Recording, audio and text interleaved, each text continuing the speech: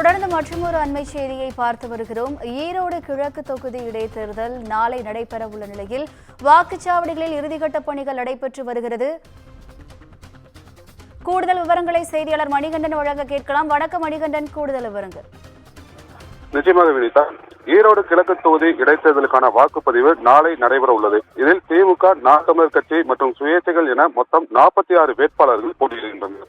இந்நிலையில ஈரோடு கிழக்கு தொகுதியில் உள்ள 2,27,546 வாக்காளர்கள் தங்களது வாக்குகளை செலுத்தும் விதமாக 53 இடங்களில் 237 வாக்குச்சாவடிகள் அமைக்கப்பட்டுள்ளது.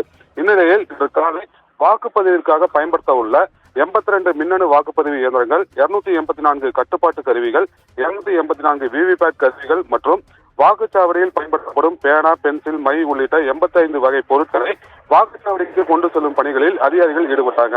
அப்போது வாக்குப்பதிவு இயந்திரம் உட்பட அனைத்து பொருட்களையும் ஜிபிஎஸ் கருவி பொருத்தப்பட்ட 20 வாகனங்களில் துப்பாக்கி ஏந்திய ராணுவ பாதுகாப்புடன் அந்தந்த வாக்குச்சாவடிகளுக்கு கொண்டு சென்று வாக்குச்சாவடி அதிகாரிகளிடம் ஒப்படைத்தனர். இதனையடுத்து அங்கு வந்த பொருட்கள் அனைத்தும் சரியாக உள்ளதா என சோதனை செய்து பெற்றுக்கொண்ட வாக்குச்சாவடி அதிகாரிகள் வாக்குப்பதிவிற்கான இறுதிக்கட்ட முன்னேற்பாடு பணிகளில் ஈடுபட்டு வராங்க. குறிப்பாக வாக்குப்பதிவு இயந்திரங்களை தயார்படுத்துவது, வாக்குப்பதிவுகளை மற்றவர்களுக்கு தெரியாத வகையில் மறைப்பு அட்டைகளை வைப்பது, வாக்குச்சாவடிகளுக்கு வெளியே வேட்பாளரின் புகைப்படம், பெயர், சின்னம் போன்றவை இடம்பெற்றுள்ள பேனட் மாதிரியான போஸ்டர்களை சுவற்றில் ஒட்டுவது உள்ளிட்ட பல்வேறு பணிகளை மேற்கொண்டு வராங்க.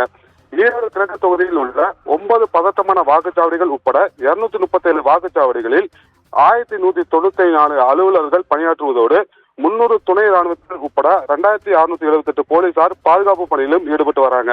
இதனையடுத்து வாக்குச்சாவடியில் முன்னேற்பாடு பணிகள் அனைத்தும் நிறைவு பெற்ற பிறகு நாளை காலை 7 மணி முதல் மாலை 6 மணி வரை வாக்குப்பதிவு நடைபெற உள்ளது. அதற்கு முன்னதாக காலை 5:30 மணிக்கு வாக்குச்சாவடியில் வேட்பாளர்கள் அல்லது அவர்களது முகவர்கள் முன்னிலையில் மாதிரி வாக்குப்பதிவு நடத்தப்பட உள்ளது. அதனைத் தொடர்ந்து அந்த மாதிரி வாக்குப்பதிவுகள் முழுவதும் அகற்றப்பட்டு காலை 7 மணி முதல் முறையான வாக்குப்பதிவு துவங்கப்படும் என அதிகாரிகள் தகவல் தெரிவித்திருக்காங்க. மேலும் வாக்களிக்க வரும் வாக்காளர்கள் பூத் ஸ்லிப் அல்லது வாக்காளர் அடையாள அட்டை இல்லையெனில் அதற்கு மாறாக Aadhaar card, PAN card, driving licence என தேர்தல் ஆணையத்தால் அங்கீகரிக்கப்பட்ட 12 வகை ஆவணங்களில் ஏதேனும் ஒன்றை பயன்படுத்தி வாக்கு செலுத்தலாம் எனவும் தெரிவித்துள்ளனர். விவரங்களுக்கு நன்றி மணிகண்டன்.